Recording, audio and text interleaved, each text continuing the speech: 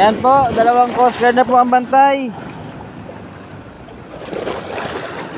Bilang na mga maligayang araw ng mga nagda-dynamite fishing dito sa Kayokno.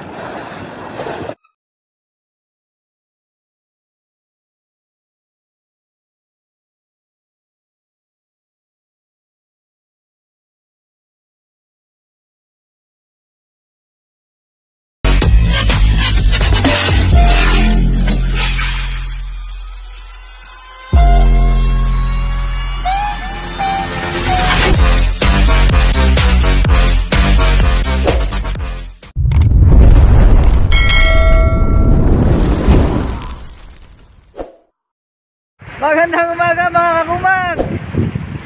Dito kami ngayon sa Kayokno. Ayan, kasama ko si Boss Ahmad.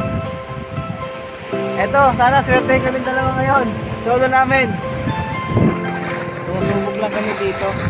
Libre naman yung bangka. Okay na kami sa tropa. Ayan, solo namin yung lugar. Wala nag-fishing ngayon. Malalaman natin mamaya kung may mahuhuli. First cast tayo dito, guys. Tayo dito bangka.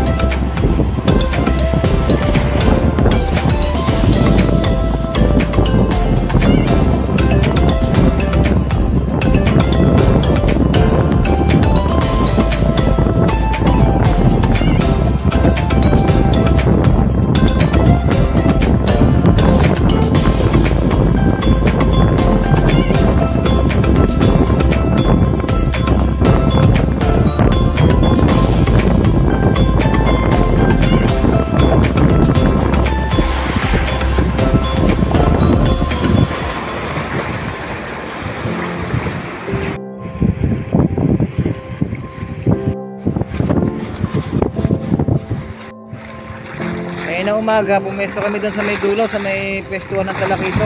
Kaso, ang layo ng tubig, sobrang babaw. Low tide. Kaya dito muna ako ngayon sa lugar na to. Yan. Kaya lang ako dito.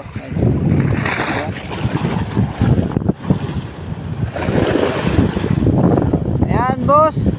Salamat sa post mo dati sa Cavite Anglers. Ngayon, dalawang coast guard na ang lagi nandito. Binabantayan na yung mga nagda-dynamite fishing. Ayan po yung coast guard. Dalawa po yan. Bilang na mga maligayang araw ng mga nagda-dynamite fishing dito sa Kayokno. Nihila oh. Nihila. Oh. Ayan oh. Nakagat to.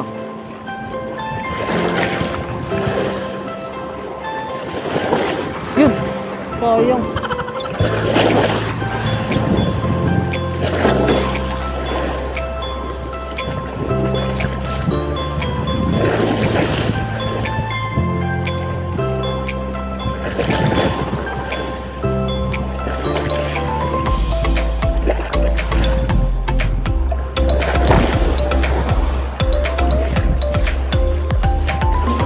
Mga nagda-dynamite fishing, hindi na sila makaporma ngayon. Ayan, mag-dynamite kayo ngayon at 2 Coast Guard yan.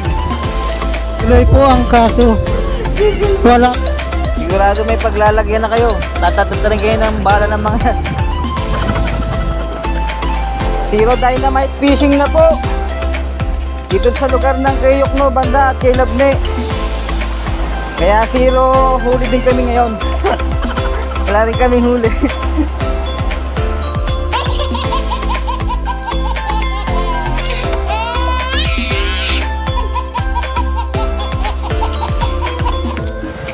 Malaki talaga ang impact ng dynamite fishing sa dagat.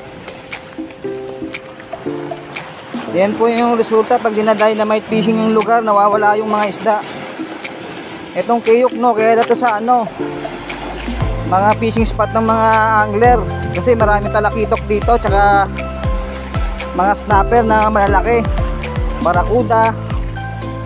Pero ngayon medyo mailap sila kasi nabubugaw po ng dynamite fishing eh. Pero ngayon pasalamat tayo at yung Coast Guard nandiyan na sila, lagi nilang iniikutan. So thank you po Coast Guard, maraming salamat po. Saludo po kami sa inyo sa pagbabantay nyo sa karagatan. Sana tuloy-tuloy po ang pagbabantay para po maalagaan yung dagat. Kasi mahirap yung balang araw, wala nang isdang mahuhuli dito. Sayang po yung lugar. Siguro wala pa yung mga isda, hindi pa nakaka-recover sa dynamite ng mga nakaraan.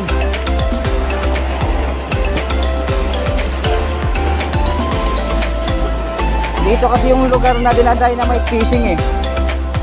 Kaya yung mga isda nabubulabog sila. Yan, pauwi na po kami ngayon. So wala pong huli. Dahil zero dynamite fishing na, zero din ang huli namin.